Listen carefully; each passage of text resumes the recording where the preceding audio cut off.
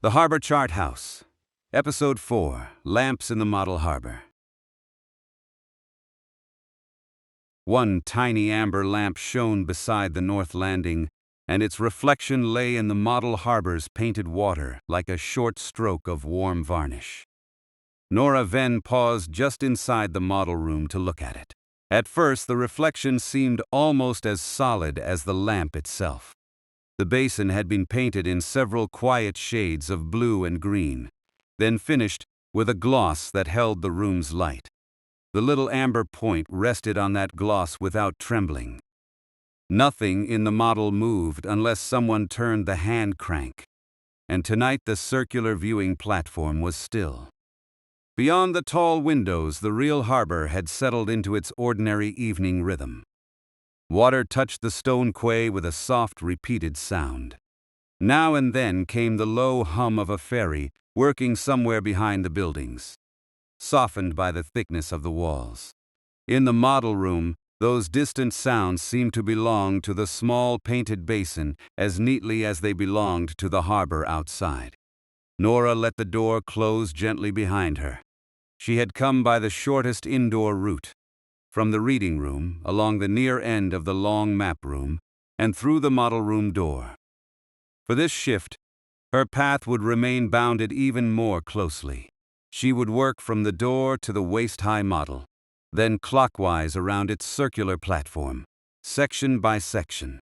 When the dusting was done, she would return the platform to its usual reading room orientation, put away the brush, and carry the ferry facsimile back along the same short route. There was no reason to visit the repair room, the print cupboard, or the window gallery. Everything she needed was already here, or tucked under her arm. The facsimile rested inside one of the completed cloth-backed chart folders from the previous evening. Its label was held with dark green thread, Anika Sol's neat work, and the folder supported the chart without bending it. Nora kept one hand beneath the full width as she crossed to the model. The handling rule was simple now. Support the folder, open it on a clean level surface, and lift the chart only when there was a prepared place for it to go. A narrow table stood beside the model platform. Nora laid the folder there, well away from the turning edge, and waited until it was completely flat before taking her hand away. Her body had the comfortable pace of someone who had already walked through cool evening air, and then entered a warm, quiet building. Her shoulders were loose beneath her work jacket. Her hands were warm enough for paper. She was neither tired nor hurried. She moved with the measured steadiness the model required, a little slower than she might have moved among ordinary shelves, because even a sturdy educational model contained roofs, rails, posts, and lamp markers that were easier to care for when approached without haste. The unfinished task was visible from where she stood. A light veil of dust had collected over the inland half of the miniature harbor. It softened the slate-gray roofs of the covered market and dulled the pale stone color of the quay. The water remained glossy, but along its far painted edge a narrow band had lost some of its shine. One section near the door had already been cleaned during the day. There the roof ridges looked crisp, and the tiny lanes between buildings had regained their warmer color. The boundary between the cleaned and uncleaned sections curved across the model in a clear, gentle line. Beside the table waited a shallow tray of tools, a broad, soft brush, a smaller brush with a rounded tip, a low suction screen attached to a quiet hose, several folded pieces of clean tissue, and 2 wooden blocks used to prevent the platform from turning. The hand crank projected from the model's base at the roomward side. Its handle was smooth from years of use. Nora did not touch it yet. A small card tied near the crank gave the order of work in Jonas Reed's blue pencil. Secure section. Brush toward screen. Check removable markers. Turn only when clear. The words were practical rather than ceremonial. Nora read them once, though she had already read the same instructions in the catalog notes. Jonas' blue pencil had left a slightly heavier line beneath the word clear. no more than the pressure of his hand. She placed her palm near the crank without taking hold of it and looked across the platform. The model represented the inner harbor as seen from a raised, turning viewpoint. The real stone chart house stood at one edge, modestly reduced beneath its little gray roof. Across the basin, the market quay widened beside a row of painted buildings. The north landing projected into the water on short, dark pilings. Narrow streets climbed inland only as far as the model needed them to, ending cleanly at its rim. There were no miniature crowds and no ships caught in dramatic motion. The model had been built to explain distances, approaches, and ordinary routes. A small ferry sat beside one landing, fixed in place to show scale. Empty paths linked the quay to the covered market.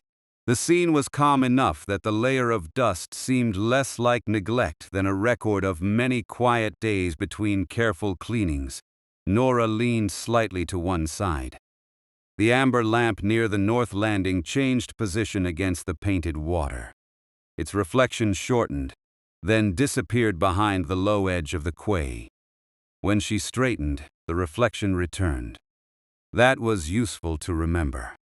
The model offered different information from different heights, and the turning platform was meant to make those changes easy for readers. Tonight, she would not circle it merely to inspect every roof or post. She would work through the prepared sections, turning the model only after each one was secure. She took off her jacket and hung it on the hook beside the door.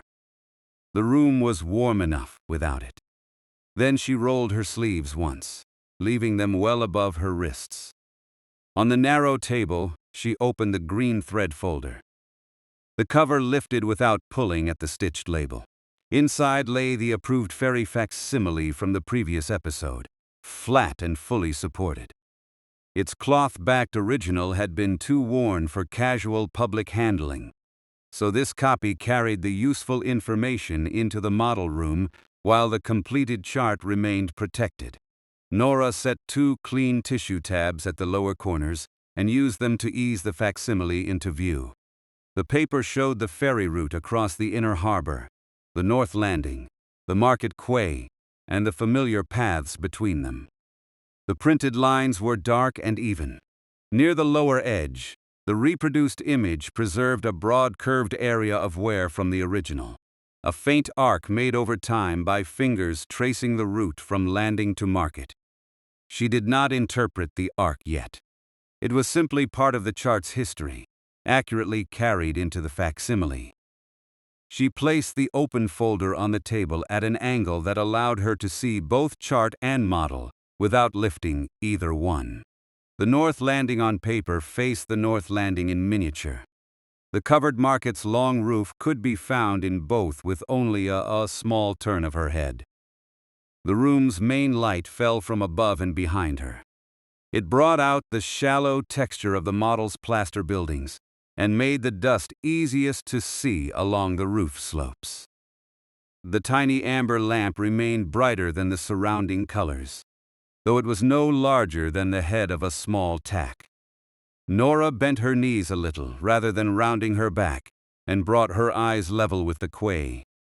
The lamp marker was removable. Its narrow peg sat in a prepared hole beside the landing, allowing the model's route displays to be changed for public lessons. Tonight's notes said that 3 amber markers belonged to the evening ferry walk. Only one could be seen from the doorway. The others might be hidden by the market roofs at the platform's present angle, or they might be stored in their fitted recesses along the base. Finding and checking them was part of the unfinished work, but there was no need to search ahead. The sections would reveal them in order. She straightened and examined the cleaned portion nearest the door. The difference made by the daytime work was modest and satisfying. Dust no longer rounded the edges of the smallest roof. A painted gutter line had reappeared. On the quay, 2 pale paving marks could again be distinguished from the surrounding gray. That gave her the standard for the evening. Not brightness and not a false newness, but the return of intended distinctions. Nora lifted the broad brush from the tray. Its handle was long enough to reach across a section without placing her sleeve over the model. The bristles were very soft, set in a flat oval. She passed them once across the back of her bare hand. They yielded with almost no pressure. The smaller rounded brush would be useful near the lamp markers and along the market roof. The low suction screen would catch loosened dust without drawing directly on any part of the model. Every action could be stopped and reversed. A brush stroke could end. The screen could be moved away. The wooden blocks could hold the platform before the crank was turned. Her bone folder, inherited from her former workshop, remained in its usual case in her work bag. She had brought it from habit, but the model did not require it. There was no paper to crease or mend here. For this task, the broad brush was the proper tool. She returned it to the tray for another moment and checked the platform's position. A small brass mark on the base, aligned with a painted line on the floor. That was the normal reading room orientation, the position in which a visitor standing near the door saw the harbor entrance first, and the covered market beyond it. By the end of the shift, the two marks would meet again. For now, the first work section lay between the charthouse roof and the north landing. Nora fitted one wooden block against the platform's lower rim and placed the second opposite it. She tested the crank with the lightest touch. It did not move. The viewing platform was secure. Outside, the real water brushed the quay again. Inside, the small amber reflection rested in the model basin. The green thread folder lay open on the table, holding the ferry facsimile flat. The broad brush waited beside the low suction screen, and the first dusty roofs formed a manageable reach in front of Nora. She drew the stool nearer, sat with both feet settled on the floor, and adjusted the screen along the outer edge of the first section. Its frame rested clear of the painted quay. The hose curved safely toward the wall, leaving the walking path around the platform open. Her route for the hour was ready. This first section, the next turn, the market side, and then the same measured way back to the brass mark. Nora switched on the low suction. Its sound settled into the room as a soft, even breath. Then she raised the broad brush over the first gray roof and paused at the edge of the dust, ready to begin. Nora lowered the broad brush until the tips of the bristles rested against the slope of the first gray roof. She used almost no pressure. The brush bent under its own softness, gathering the loose dust without polishing the painted surface beneath. With one slow stroke, she guided the dust down the roof and toward the low suction screen. The screen drew it away through its fine mesh, leaving the model untouched. A clean strip appeared behind the brush. The change was narrow but distinct. Slate gray paint emerged from beneath the veil, and the ridge of the roof regained a fine straight edge. Nora lifted the brush completely before beginning the next stroke. She overlapped the cleaned strip by the width of a few bristles, working from the roof ridge toward the screen again. The low suction continued with its soft, level breath. On the third pass, a painted seam became visible between two roof panels. Nora had seen its continuation on the already cleaned section near the door. Now the line joined itself across the boundary, making the whole roof readable again as one carefully made surface. She paused and moved the screen a little closer. Its frame stayed beyond the miniature quay, never resting on the model itself. The loosened dust traveled only a short distance before the screened airflow caught it. Nothing scattered into the lanes or settled on the glossy basin. Nora brushed the adjoining roof in the same direction. It was lower and warmer in color, with a shallow chimney set near one end. Rather than taking the broad brush around the chimney, she cleaned the open slopes and left a small untouched margin. Then she returned the broad brush to the tray and selected the rounded one. The smaller brush had a pale wooden handle and a full, soft tip. She turned it once between her fingers, checking that no loose bristle projected from the shape. Then she worked around the chimney with short outward movements, always drawing dust into the open area and on toward the screen. The chimney's square base reappeared. So did a thin painted shadow beneath its cap. It had not been missing, only softened. Nora cleared the final dust from the roof and sat back far enough to compare the result with the daytime section. The two areas now matched. Neither looked newly painted. Their colors were still quiet, their small signs of age still present, but their edges and distinctions had returned. She looked down at the open folder beside her. The ferry facsimile lay flat under the room light. The north landing was printed as a narrow projection from the quay, with a dark line along its outer side. On the model, the same landing extended toward the painted water, just beyond the roofs she had cleaned. Nora followed the printed shape without touching the paper. There was the broad shoreward end, the narrower outer platform, and the short approach from the lane. The proportions were simplified in the model, but the arrangement was the same. "North Landing," she said quietly. The words were no more than a working confirmation. She set the smaller brush down and shifted the suction screen along the platform edge until it stood opposite the landing. The tiny amber marker remained in its prepared hole beside the approach. Its peg and cap were too small to brush around casually, so Nora folded a piece of clean tissue into a loose tent and placed it over the marker without pressing down. The tissue made the lamp visible as a protected shape and kept the broad brush from catching it. She worked first on the open paving around the landing. The dust was thinner there than on the roofs. 2 long strokes were enough to restore the slight difference between the pale quay and the darker landing surface.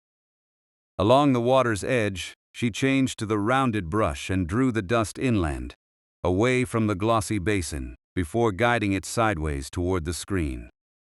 A narrow painted line emerged at the boundary. It marked the stone edge of the quay. Before cleaning, it had blended into the gray around it. Now it ran neatly from the miniature chart house toward the landing, stopping where the landing projected over the water. Nora lifted the tissue tent. The amber marker stood as it had before, straight and undisturbed. She looked at it from 2 angles, checking only that the cap remained seated and that no dust had gathered against the base. It did not need to be removed. She gave the paving beside it one final stroke with a small brush, then returned the tissue to the tray. The first section had changed visibly. Roof ridges were clear, the chimney base was defined, and the quay edge could be followed without strain. Even the painted water beside it seemed glossier, because the dusty border no longer dulled the contrast. Nora switched off the suction. The room became still enough for the real harbor to be heard again. Water touched stone beyond the windows. Somewhere farther along the quay, a door closed with a soft, ordinary weight, and then there was only the muted evening hum. She inspected the whole secured section before moving anything. The brushes were in the tray. The screen stood clear of the platform. The tissue was accounted for. Her sleeves remained above her wrists. The green thread folder lay beyond the turning edge, and the facsimile had not shifted. Only then did she remove the 2 wooden blocks. She placed them side by side on the floor where she could reach them again. Her right hand settled around the smooth handle of the crank. With her left, she watched the nearest edge of the model, ready to stop if any tool or loose material came near it. Nora turned the crank slowly. The platform moved with a quiet mechanical murmur. The north landing traveled to her left, and the long roof of the covered market came gradually forward. The amber point beside the landing slipped behind a row of low buildings. Its reflection stretched briefly across the painted basin, shortened and disappeared. The model turned no faster than a large serving tray passed carefully across a table. As the market side approached, Nora eased the crank to a stop. A second brass mark on the platform base aligned with a small pencil line labeled B. She did not depend on the label alone. She checked that the next dusty section rested fully within reach, and that no part of it stood beneath the screen or near the table. Then she replaced both wooden blocks. The crank resisted her testing touch. The platform was secure again. From this angle, the covered market was easy to recognize. Its roof was longer than the surrounding roofs and divided into 3 shallow spans. One side opened toward the quay beneath a painted arcade. A broad lane joined it to the waterfront. Nora compared it with the ferry facsimile. The chart used a simple rectangle for the building, but its position was unmistakable. The market quay widened in front of it, creating a generous paved area between the ferry route and the covered stalls. On the model, the same space curved around the basin in pale gray paint. Market quay, Nora said. Now both working points were established. The north landing behind the low buildings, and the market quay before her. She moved the suction screen into place and switched it on. This section held more dust. The 3 roof spans had collected it along their shallow valleys, where it formed fine gray lines. Nora began at the highest span, brushing from the ridge toward the outer slope. Each stroke loosened only what the screen could take. The first roof changed from a muted gray-brown to a warmer, clearer brown. Along its edge, a row of tiny painted brackets emerged beneath the eaves. Nora cleaned them with a rounded brush, one open interval at a time, without pressing into the recesses. She did not count the brackets or inspect them as separate objects. They were simply part of the roof's intended pattern, and the pattern returned as the dust lifted. The second span required a change in position. Nora moved her stool rather than reaching across the model. She settled both feet again, placed the screen opposite her, and resumed with the broad brush. Dust traveled down the slope in a faint line and vanished against the mesh. The third span was closest to the painted basin. Here she used shorter strokes so that nothing moved toward the water. When the open surface was clear, she changed brushes and worked along the narrow roof valley. The rounded tip collected the dust and brought it outward in small, controlled amounts. Beneath the cleared roof edge, the arcade openings looked deeper. Their interiors remained painted in soft shadow, but their upper curves were crisp again. Nora paused to rest her hand. Across the section she had just cleaned, the roof now differed plainly from the one behind it. The cleaned surface held its warm brown color. The dusty roof beyond appeared cooler and flatter, awaiting its own turn. That boundary gave her a natural stopping place. She moved to the market quay itself. Before brushing, she looked for removable markers. The evening display notes had mentioned 3 amber lamps, and the first stood at the north landing. From this viewing angle, another small amber cap could be seen near the inland end of the market lane. It was partly screened by the corner of the long roof, though it sat in an open, prepared hole. Nora protected it with a fresh fold of tissue and cleaned the paving around it. The lane emerged gradually. It was not one plain strip of gray, as it had seemed beneath the dust. A slightly warmer painted band ran through its center, bordered by 2 paler margins. The broad brush revealed the band a little at a time. She followed it only across the section already secured for work. At the edge of that section, the warmer band disappeared beneath the remaining dust. Nora stopped there. The lane would continue into the next round, but it did not need to be uncovered ahead of the brush. She cleaned around the base of the covered market, drawing dust away from the arcade and toward the screen. A tiny painted step became visible at the quayside entrance. Beside it was an ordinary rectangular signboard, with no lettering at this scale, only a cream-colored center and a dark frame. Nora brushed the signboard once from top to bottom. Its frame cleared. She left it at that. The amber marker near the lane remained under its tissue cover until the surrounding paving was clean. When Nora lifted the tissue, she found the marker upright. Its cap was a little dull with surface dust. so she held the low suction screen several inches away and passed the rounded brush lightly over the cap toward the airflow. The amber color brightened. She did not twist the marker or lift it from its hole. It was seated firmly enough for the present work. The catalog note required a check, not unnecessary handling. Nora switched off the suction and set the rounded brush in the tray. She compared the model with the facsimile once more. The north landing lay out of direct view behind the buildings, but its position could be inferred from the basin edge and the ferry approach.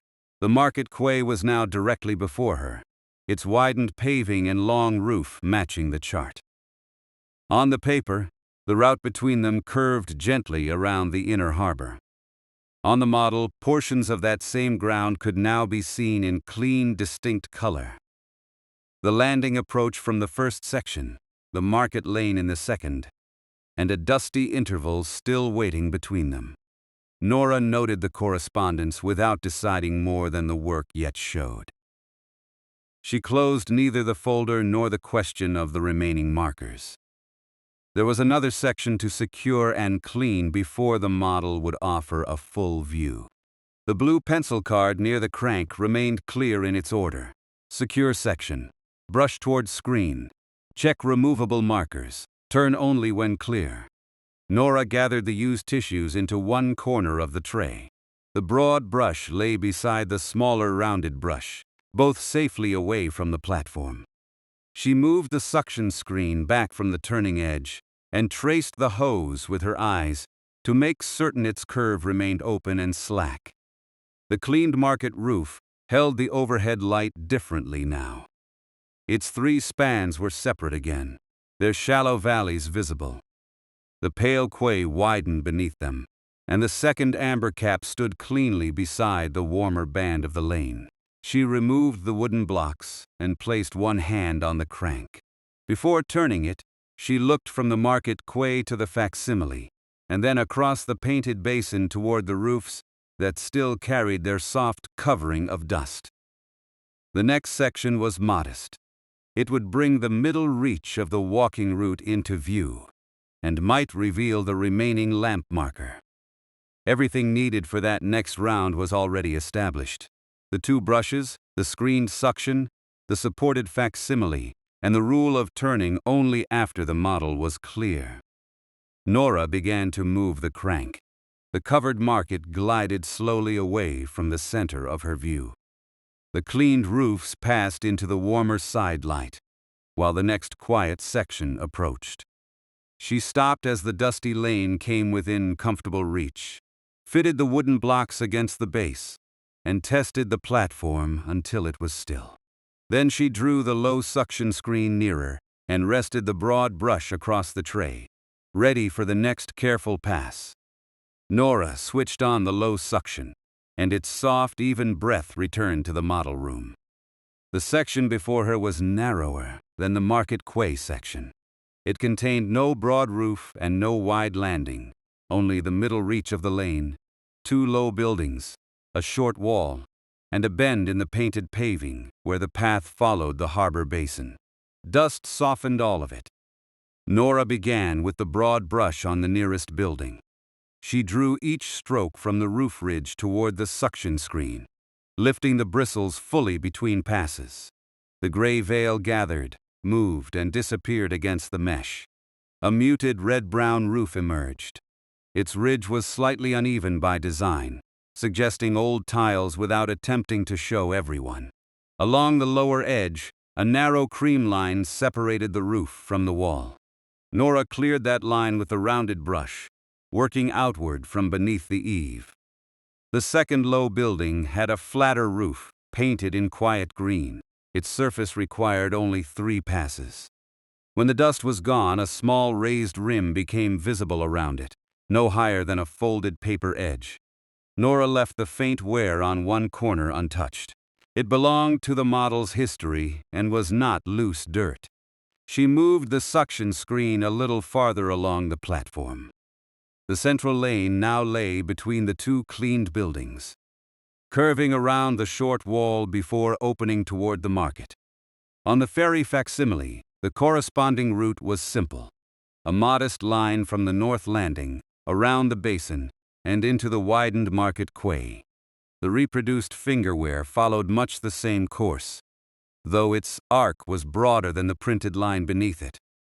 Nora looked from the paper to the model. From her present position, the lane did not appear continuous. One low roof obscured the approach from the north landing, while the short wall hid part of the market end. The two amber markers she had already seen were out of sight behind separate parts of the miniature harbor. She returned her attention to the dust. Using the rounded brush, she cleared the warmer band along the middle of the lane. The color matched the band she had uncovered beside the covered market. It came forward slowly, first as a small patch between the buildings, and then as a narrow curve beside the wall. She stopped at the edge of the secured section. The visible state change was gentle but useful. What had looked like several unrelated pieces of paving now shared one warm-toned center. The band entered from behind the green roof, curved around the wall, and continued toward the market side. Near the bend, the rounded brush touched something firm. Nora lifted it at once. A small amber cap stood close to the inner side of the wall. Dust had dulled it until it was almost the same color as the paving around it. This was the third removable lamp marker. She did not brush it again immediately. Instead, she folded a clean tissue into a loose cover and placed it over the cap. Then she cleaned the surrounding lane with short movements directed away from the marker. As the dust lifted from its base, the marker's narrow peg became visible. The peg was seated in its prepared hole, but not quite as deeply as the other two had been. A fine dark line showed beneath one side of the cap, and the marker leaned by a small degree toward the painted wall. Nora observed it without touching it. The lamp was not damaged. It had simply risen slightly in its socket, perhaps during an earlier change of display. Reseating it would be a straightforward reversible action. But she would wait until the surrounding work was clear, and the route display had been understood. She completed the paving around the tissue cover. The warmer band now ran cleanly through the middle section. Pale margins showed on either side, and the short wall had regained a distinct lower edge. Nora switched off the suction. The real harbor returned to her hearing. Water moved softly beyond the stone wall. A ferry engine sounded at a distance, and then faded into the ordinary quiet of the quay. She lifted the tissue. The third amber marker looked brighter now that the dust around it was gone, though its slight lean remained. From where Nora sat, it seemed to mark only the bend in the lane. The first lamp had stood beside the north landing. The second stood near the inland end of the market lane. This one occupied the ground between them. 3 points, each placed where a person changed direction. Nora looked down at the ferry facsimile. The reproduced finger arc began broadly over the north landing. It swept along the inner edge of the harbor and ended near the covered market. Years of use had softened the printing there on the original chart. The facsimile preserved that wear as faithfully as it preserved the route line itself. She placed neither finger nor tool on the paper. She followed the arc with her eyes. At the model's present angle, the 3 lamps could not be seen together. Buildings divided them into separate views. The first had disappeared behind the low roofs when she turned toward the market. The second had stood near the long roof. The third was before her now, but the wall concealed its relation to the other two. The model's turning platform existed precisely to solve that kind of interruption. Nora cleared the tools from its edge. The broad and rounded brushes went into the shallow tray. The suction screen moved back until its frame and hose stood entirely beyond the turning circle. The used tissue joined the others in the tray. The facsimile remained flat and supported on the narrow table. She inspected the cleaned section once more. The red, brown, and green roofs were clear. The lane's warm central band was visible. The third lamp remained in its hole, slightly raised but stable. Nothing loose lay on the platform. Nora removed the wooden blocks. She rested her hand on the crank and turned it by less than a quarter of a revolution. The platform responded with its quiet, mechanical murmur. The third amber point moved away from the wall. The covered market approached from the right, and the lane unfolded between the intervening roofs. Nora stopped before the market quay reached the center. From this angle, she could see the third lamp and the second. A warm band of paving joined them. She bent her knees slightly and lowered her viewpoint. The long market roof hid the second marker again. When she straightened, it returned above the edge of the arcade. The placement had been chosen for a standing reader. Nora turned the crank a little farther. The north landing began to appear beyond the low buildings. Its amber marker came first, a tiny cap above the quay edge, followed by the narrow landing and the painted approach. For a brief range of the platform's movement, all three lamps were visible at once. One stood at the north landing. One marked the bend beside the short wall. One waited where the lane opened toward the covered market. They did not form a straight line, nor did they flash or change. They simply stepped around the curve of the harbor, each point occupying a place where an evening walker would look next. Nora stopped the platform and replaced one wooden block, then the other. She tested the crank. It held still. The three amber points remained in view. She leaned slightly to her left. The route compressed, making the middle lamp appear too close to the market. She leaned to her right, and the landing lamp slipped behind a roof. At her ordinary standing angle, the spacing settled into a readable sequence. The worn finger arc on the facsimile had recorded the same movement from another kind of viewing. Nora stood beside the table so that chart and model could be compared without moving either one. On the paper, the wear began at the ferry landing and curved toward the market. On the model, the lamps marked the beginning, the turn, and the arrival. There was nothing coded in their number or arrangement. They were not harbor signals and did not represent instructions to a vessel. Their scale and position belonged to the landward path. The model was showing an ordinary evening walk. Leave the ferry at the north landing, follow the quay around the basin, turn beside the wall, and continue to the covered market. The understanding came from the model itself.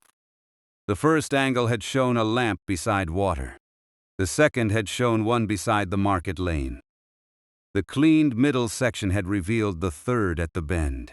Only when Nora changed her viewing angle did the separate points become one continuous route, matching the familiar finger movement preserved on the facsimile. She looked again at the amber marker beside the wall. Its slight lean now mattered in a small, practical way. A standing reader following the 3 points might see it as shifted toward the wall rather than centered on the bend. Reseated fully in its prepared hole, it would return to the intended position and make the route easier to read. Beside the folder lay a blank public label card and Jonas's blue pencil. Both had been placed on the table with the tools before Nora arrived, ready for the evening's documentation. The card needed only a concise explanation, not a history of the model, and not a question for someone else to solve. Nora considered the wording silently. 3 amber markers traced the evening walk from the North Ferry landing to the covered market. That would be enough. It named the objects, the time represented by the display, and the ordinary route they explained. A reader could then use the turning platform and see the sequence for themselves. She did not write yet. The low suction screen still stood nearby, and the third lamp had not been reseated. Those actions belonged together. First, she would protect the clean paving, lift the removable marker straight from its socket, check the prepared hole, and return the peg without force. Then she could place the model at the clearest public viewing angle and write the label from what the 3 points visibly showed. The discovery had changed the next work, without enlarging it. The lamp was no longer merely a loose component to be corrected. Its exact seat helped preserve the walking route. The label was no longer a general note about miniature lights. It could explain their simple use. Nora returned to the model. She adjusted the wooden blocks so the platform remained firm at the angle where all three lamps could be seen. The amber points rested in a gentle curve around the painted basin. Behind them, the newly cleaned roofs held their quiet red-brown, green, and market gray. The warm central band of the lane joined the spaces between. On the narrow table, the facsimile lay open in its green thread folder, its worn finger arc facing the same way.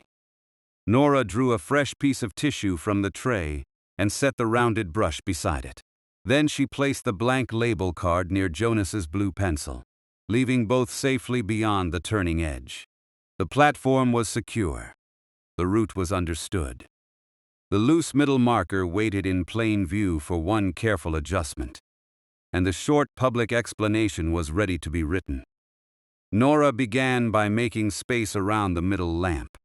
The platform was already held by the two wooden blocks, and the crank remained still beneath her testing hand. She moved the rounded brush farther back on the tray, where it could not roll toward the model, then folded the fresh tissue into a small square. She laid the tissue on the clean paving beside the short wall. It would give the removable marker a safe resting place if she needed to set it down. The marker itself was no larger than the end of a narrow pencil. Its amber cap represented the lamp. Beneath that, a slender painted peg fitted into a prepared hole in the model. Nora brought her hand level with the paving rather than reaching down from above. At this angle, she could see the base clearly. She placed two fingertips around the cap without pinching and lifted straight upward. The peg left its socket easily. There was no catch, no resistance, and no loosened paint. Nora carried the marker the short distance to the folded tissue and laid it on its side. Against the white surface, the peg looked sound and even. A faint ring of dust clung just beneath the amber cap. She picked up the rounded brush. With one light movement, she brushed the peg from cap to tip. The dust released at once.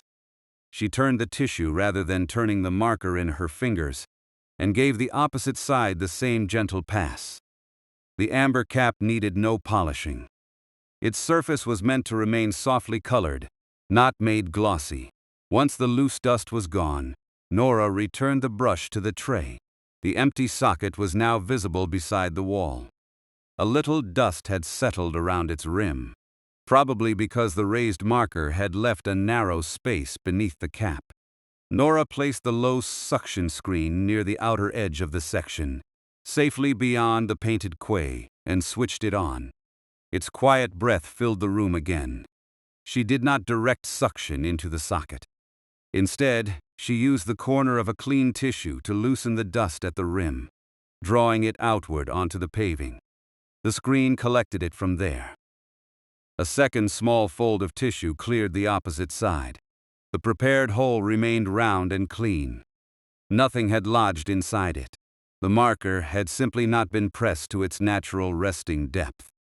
Nora switched off the suction and moved the screen back. She lifted the marker from the white tissue, holding it by the amber cap. The peg went into the socket straight. She let its own weight carry it down until it paused, then added the gentlest pressure with one fingertip.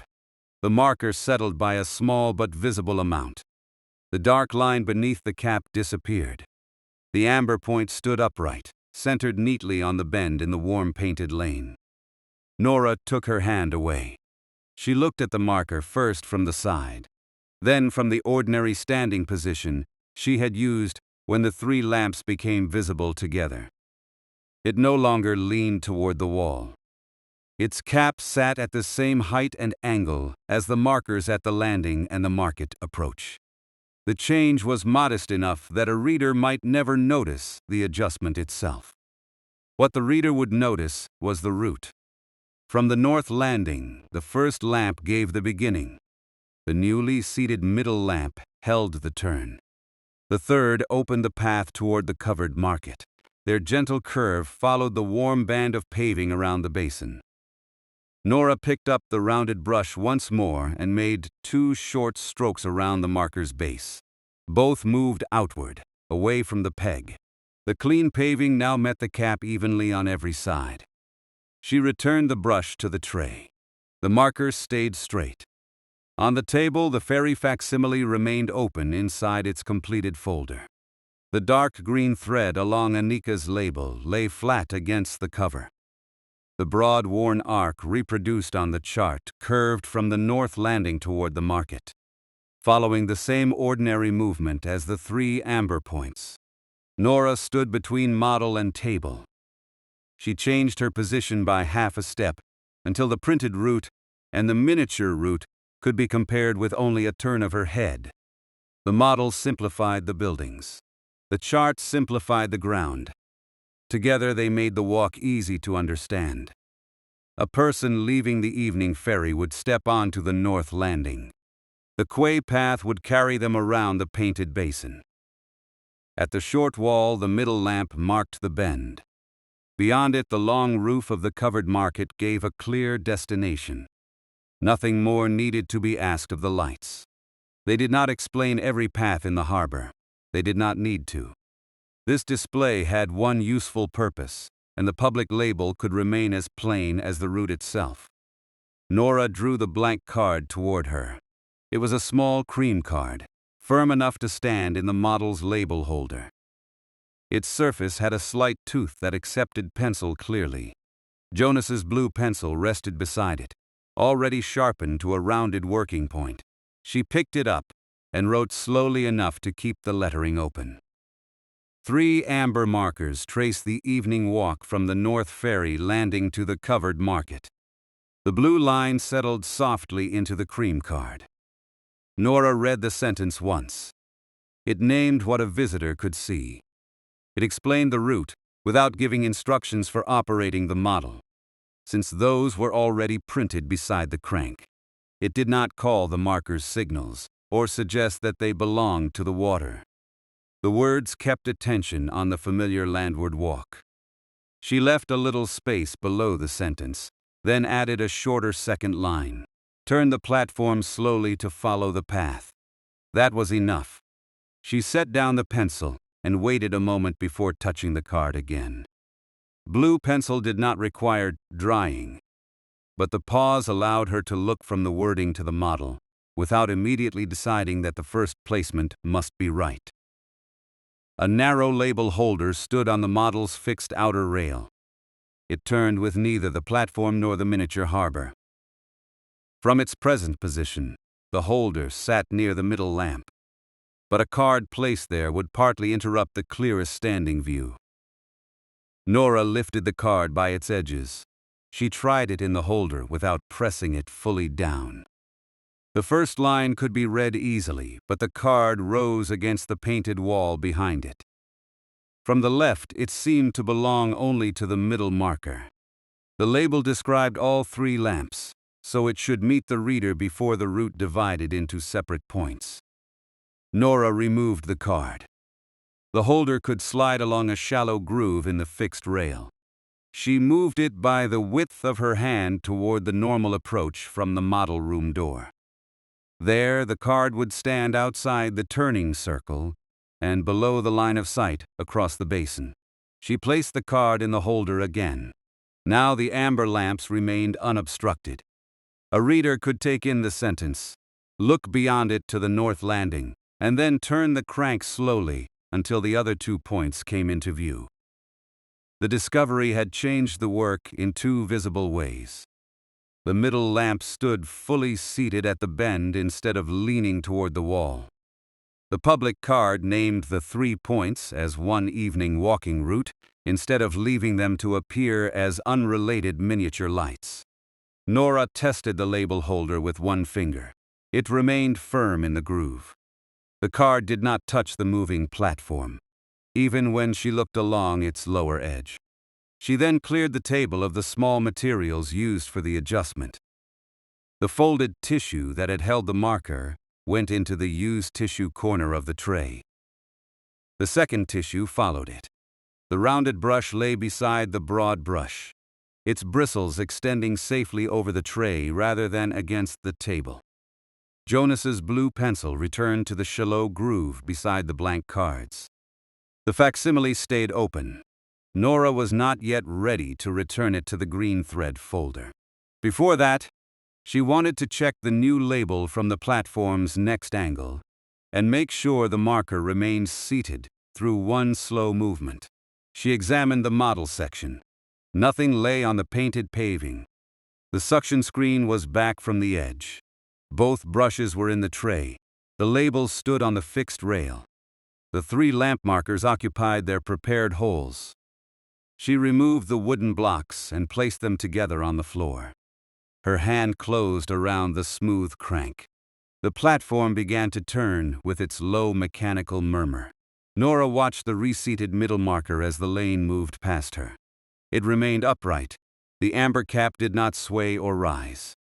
The short wall traveled behind it, and the marker's position on the bend became clearer as the viewing angle opened. The market lamp came forward.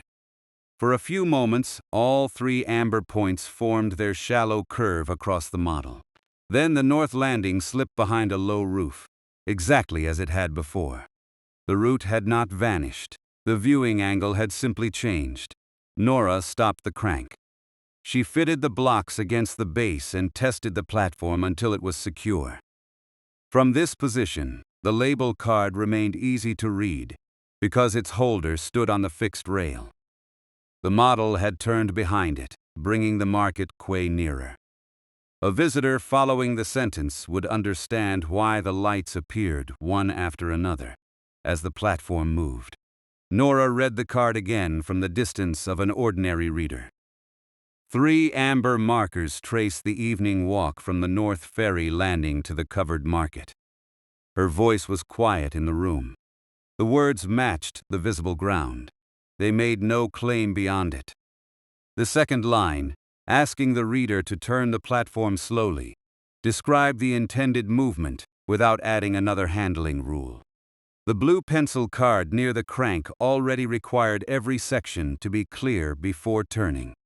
For public use, the model would be free of brushes, screens, tissues, and open folders. The short instruction would then be sufficient. Nora made no revision.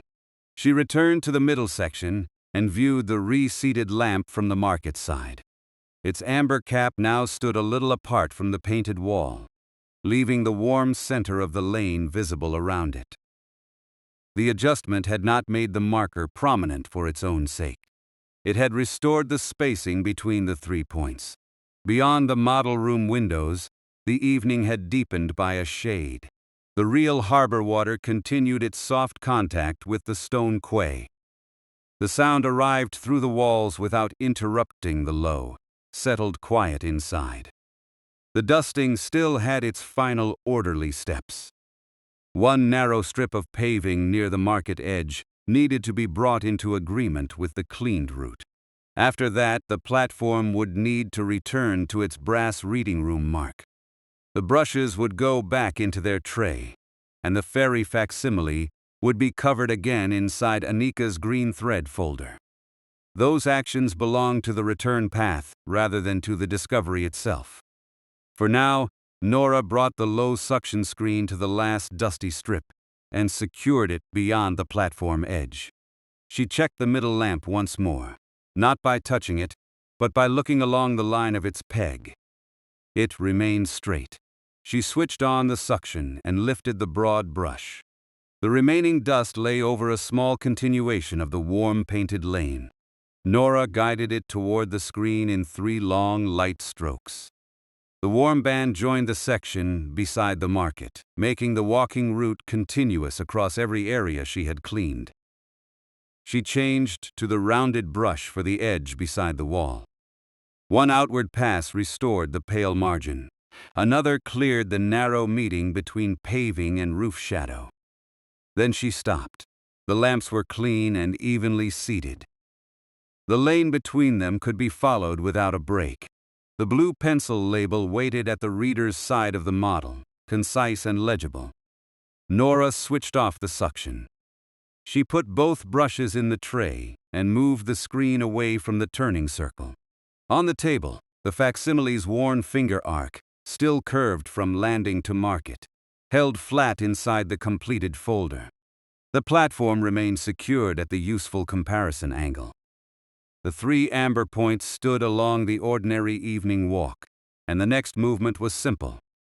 Release the blocks, turn the harbor gently back toward its normal reading room orientation, and carry the supported facsimile along the familiar short route.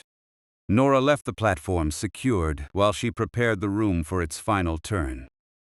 The broad brush and the smaller rounded brush lay together in the shallow tray.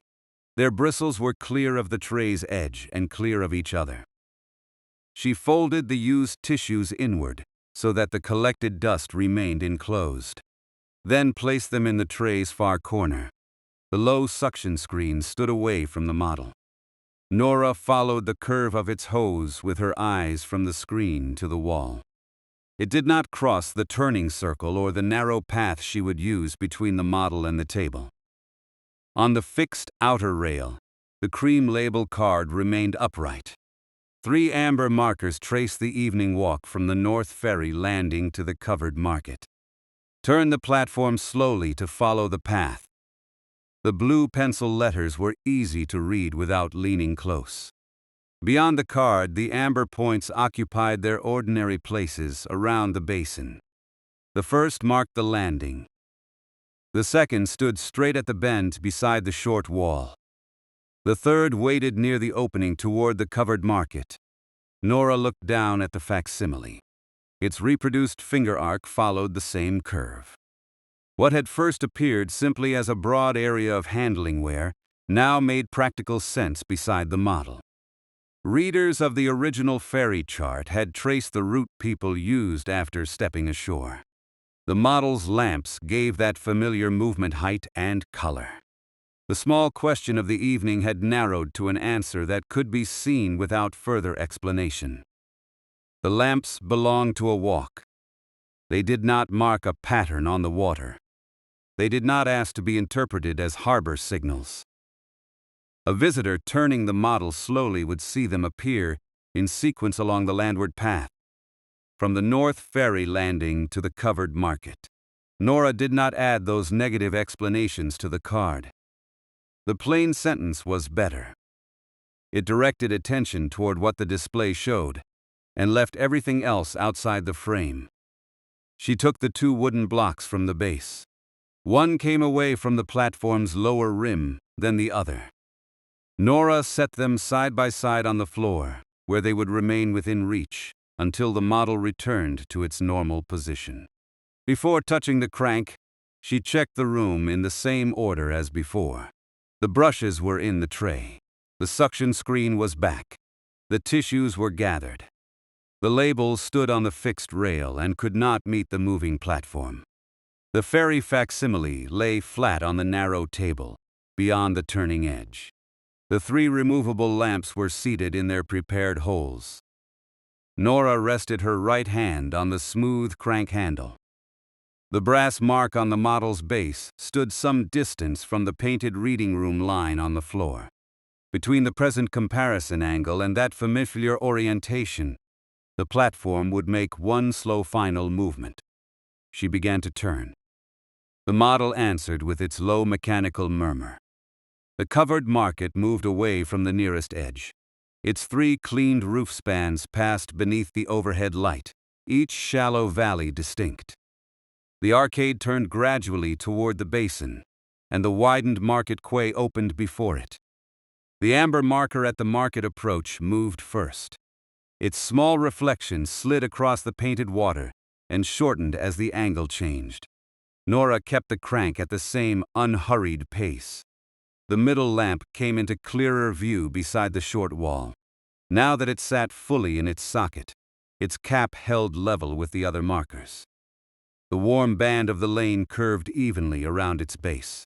Nothing in the adjustment called attention to itself. The route simply read more easily. For a short part of the turn, all 3 lamps could be seen. Nora let the platform move through that angle without stopping.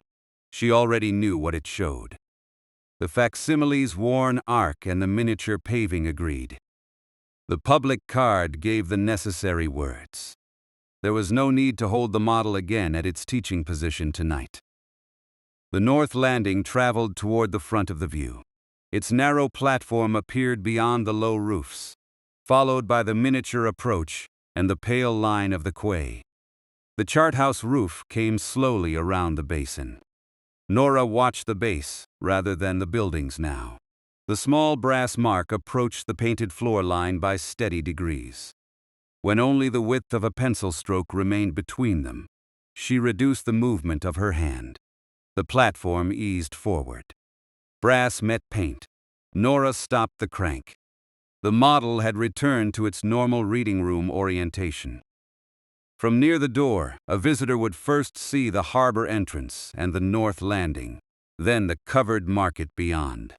One amber lamp stood plainly beside the landing. The other 2 were partly separated by roofs and the curve of the quay, ready to come into sequence when the platform was turned. Nora replaced the wooden blocks against the base. She fitted the first at the roomward side and the second opposite it. Then she touched the crank with 2 fingers. The platform did not move. The brass mark remained aligned with the painted line. That was the orientation in which the model could rest. Nora stood back and let her shoulders settle. The clean sections joined one another around the visible harbor. Slate-gray roof ridges were crisp again. The covered market held its warmer brown. The muted red, brown, and green roofs along the middle reach remained quiet in color but distinct in shape. The pale quay edge could be followed beside the glossy basin, and the warm center of the walking lane appeared wherever the buildings allowed it into view. No part had been made falsely new. Small signs of age remained where they belonged. The worn corner of the green roof was still present. The painted surfaces retained their softened finish. Dust alone had been removed, and the loose marker alone had been reseated. Nora turned to the tool tray. She lifted the broad brush by its handle and carried it to the shallow storage drawer beneath the narrow table. The drawer opened with a soft wooden slide. Inside, a fitted recess followed the brush's oval shape. Before putting it away, Nora passed the bristles once over the low suction screen. The quiet airflow drew off the last loose dust without pulling at the brush. She switched the suction off, waited until its breath had faded, and placed the broad brush in its recess. The smaller rounded brush fitted beside it. Nora laid it down with the bristles free, then placed the folded clean tissues in their compartment. The enclosed, used tissues remained in the tray for the final clearing of the room. The 2 wooden blocks stayed at the platform base, doing their present work. She coiled the suction hose in its broad wall loop. The screen rested beneath it with its mesh facing outward.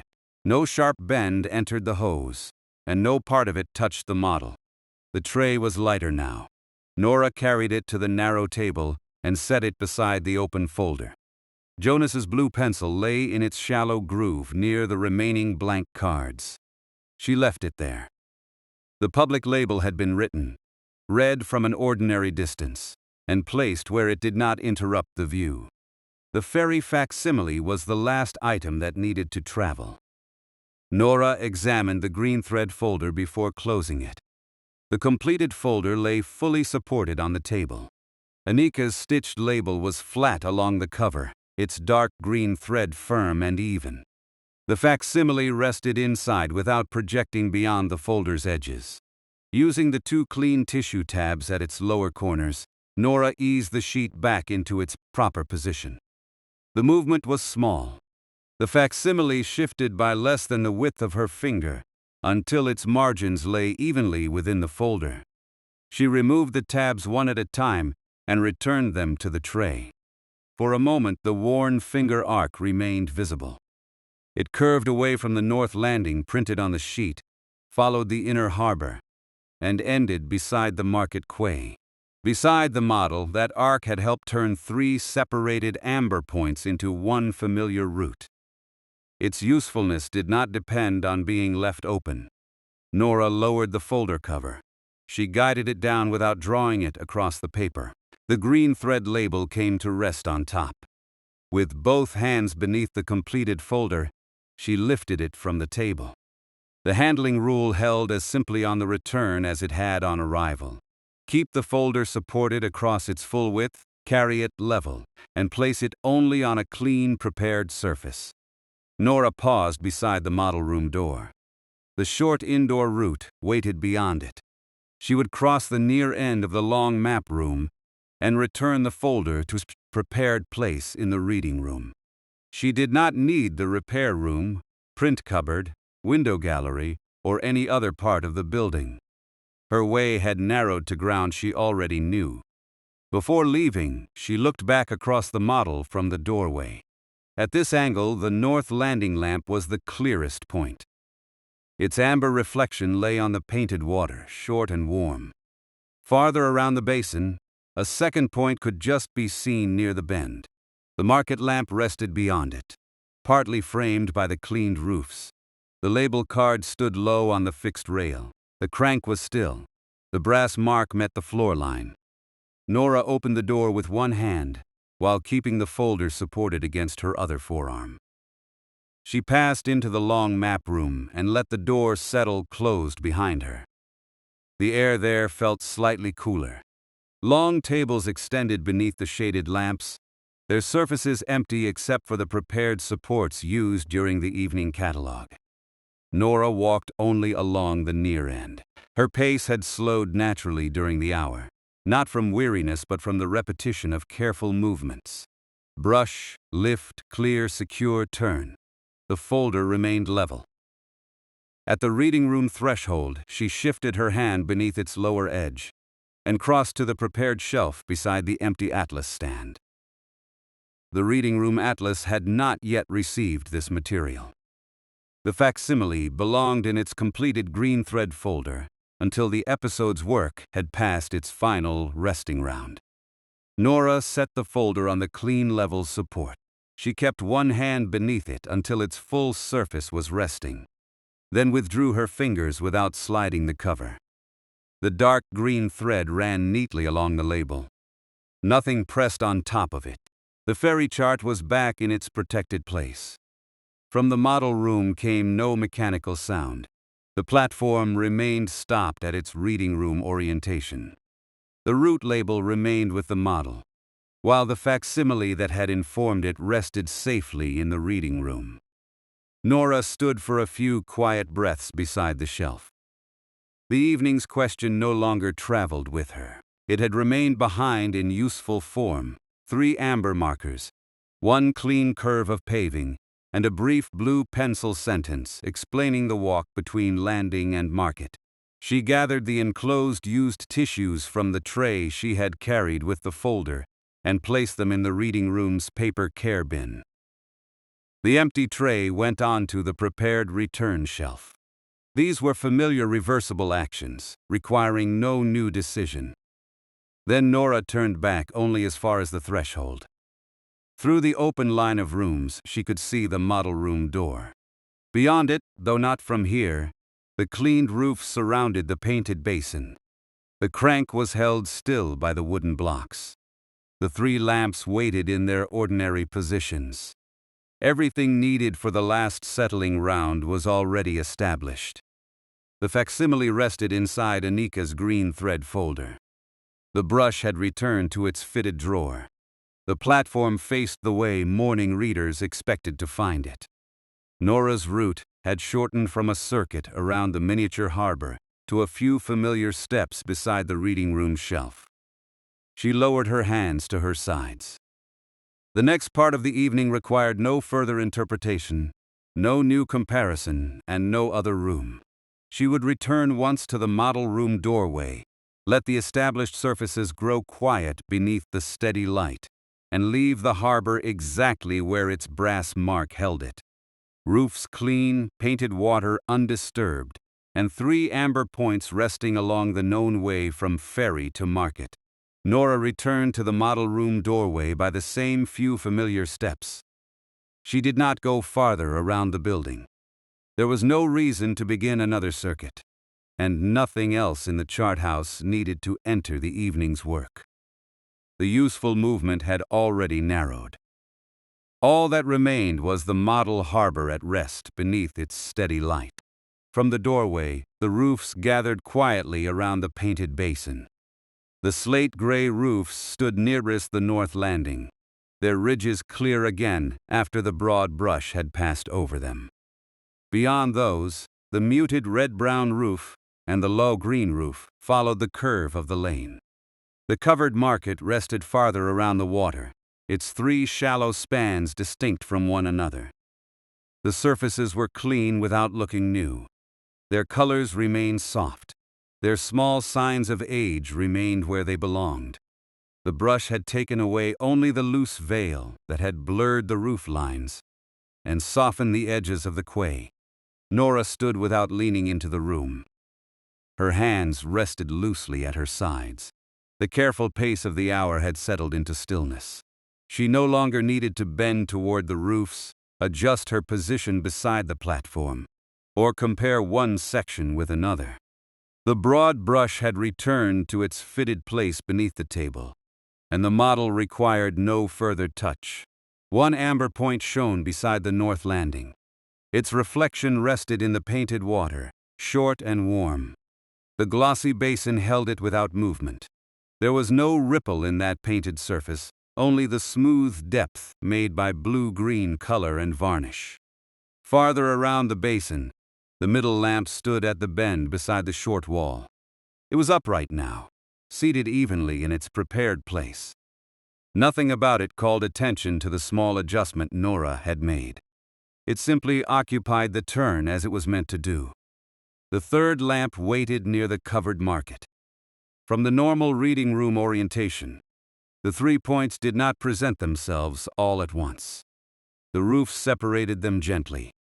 The curve of the quay allowed one to appear clearly, another to show between the low buildings, and the last to rest farther along the route. The hand crank remained still. Its smooth handle projected from the base just as it had when Nora entered, but the platform had traveled through its useful arc and come home again. The brass mark met the painted line. The model faced the room in its ordinary way. Nora looked first at the north landing lamp, then along the visible part of the warm-toned path. She did not need to follow the whole route again. The movement had already been understood through the changing view. Landing, bend, market. The 3 amber markers belonged to an ordinary evening walk around the inner harbor. Now the model could hold that understanding without further motion. The slate-gray roof nearest the landing caught a little light along its ridge. The clean line ran down toward the pale quay, where the edge met the painted water. Beside it, the amber reflection lay as a narrow stroke. Nora allowed her eyes to rest there. The reflection did not lengthen or shorten because the platform did not turn. It stayed in the same place, held by the same angle between lamp, basin, and room light. The painted water had gathered several quiet colors into one surface. Near the landing it appeared darker, almost blue-gray. Toward the center of the basin, the green beneath the gloss became easier to see. Along the market quay, the water reflected a softer band from the roof above it. Nothing crossed those colors. The fixed ferry, the paths, and the buildings remained part of the model's calm arrangement. But Nora did not examine them one by one. The work had not been a search through every miniature detail. It had been a measured clearing of the roofs en route, section after section, with the platform secured each time. That order had brought the harbor to this quiet state. The broad brush had moved from ridge to screen. The roofs had changed beneath it. The crank had moved only when the model was clear. The 3 amber points had come into view in their gentle sequence. Now brush and crank were both at rest. Nora's breathing had become slow enough to match the room. She felt the weight of her feet evenly on the floor and the easy fall of her shoulders. There was no unfinished reach left in her arms. No tool weighted in her hand. The market roof held its warm brown beneath the steady light. Its 3 spans were no longer softened into one dusty shape. Each shallow rise and valley could be seen without effort. The roof extended beside the basin with the familiar length that had made the building easy to identify. Near it, the 3rd amber point rested at the opening of the lane. The light was tiny, but the cleaned roofs gave it room. It did not need to be brighter. Its place along the curve was enough. Nora shifted her gaze back toward the middle lamp. The marker stood clear of the short wall. The warm band of paving curved around its base, visible where it passed between the low green roof and the muted red-brown one. The green roof still held its faint worn corner. The brush had left that wear untouched. It belonged to the model rather than to the dust. The distinction remained quiet and plain. The loose layer was gone, while the surface beneath kept its own history. The red-brown roof beside it showed the slight unevenness of its ridge. That too remained. Cleaning had returned the intended shapes without making them rigid. Nora looked across the roofs as a group. Near roofs and far roofs no longer seemed divided by a curved boundary of dust. They belonged to one harbor again. Their colors changed gradually around the basin. Slate gray, muted red-brown, quiet green, then the warmer spans of the market. The painted water held them together. Its glossy surface made space between the buildings, while the pale quay drew a calm edge around it. The 3 amber lamps rested at separate points on that edge. Nora took one slow step into the room. The step brought her only far enough to see the crank more clearly. She did not approach the model as if beginning another round. Her hands remained lowered, and the platform remained still. The crank handle showed the same smoothness she had felt beneath her palm. It had carried the model through the evening's angles without hurry. A small turn had opened the middle reach of the lane. Another had brought all 3 amber points into view. The final turn had returned the north landing toward the doorway. Now the crank needed only to remain where it was. Nora stopped beside the doorway and looked at the brass alignment. Nothing had shifted. The platform was fully back at its normal orientation. The roofs stood in the arrangement expected by anyone approaching from the reading room. One lamp offered the beginning of the route, while the other 2 waited farther around the curve. This was the final completion state of the evening's work. The roofs were clean. The loose lamp was seated. The painted water was undisturbed. The hand crank was still. The model no longer needed Nora's hands. She let that simple completion settle without repeating the work in her mind. The useful changes were already visible. Roof ridges had returned. The paving could be followed. The amber points occupied the landing, the bend, and the market approach. The model held all of it at once. Outside the miniature scene, the broad brush rested in its fitted recess. Its bristles no longer moved over slate-gray paint or warm brown spans. There was no dust rising toward the screen, no need for another careful overlap between strokes.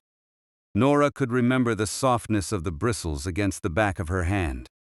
But even that sensation was fading into the quiet of a tool properly stored after use. The brush had done exactly enough. It had not polished the roofs or brightened them beyond their ordinary colors. It had followed the slopes, lifted between passes, and carried loose dust away from the basin. Now the roof edges stood clear because the brush was no longer needed. Nora's eyes moved once more from the first amber point to the second, and then to the third. The north landing lamp was easiest to see. The middle lamp showed between the low roofs. The market lamp rested beyond them. The order was gentle enough to follow without turning the model again. She knew where the hidden parts of the lane continued, and the visible portions were sufficient. The 3 points did not ask to be counted again. They did not need another comparison. They simply belonged to the known path. The north landing lamp cast the strongest reflection from this angle. Beneath the middle lamp, only a smaller amber touch appeared on the gloss.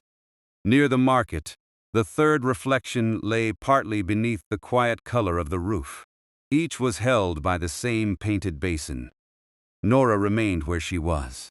The room had grown softer around the model, though the light itself had not changed. It was the stillness that changed the way the surfaces appeared.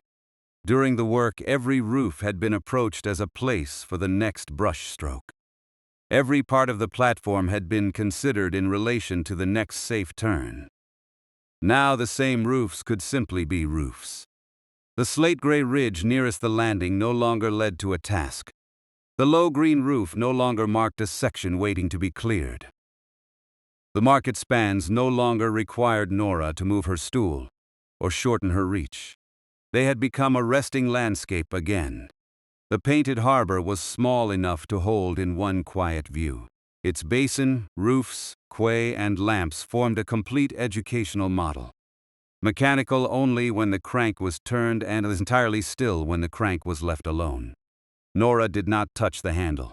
She watched the amber reflection near the landing until the gloss around it seemed darker by contrast.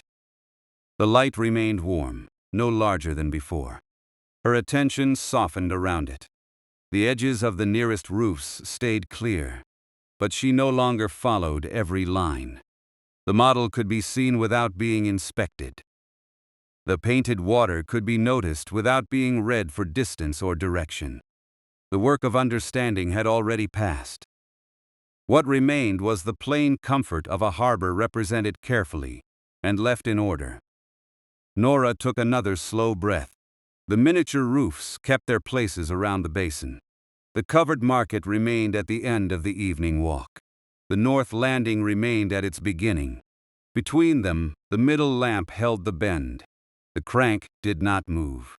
The first reflection did not slide. The second amber point did not lean.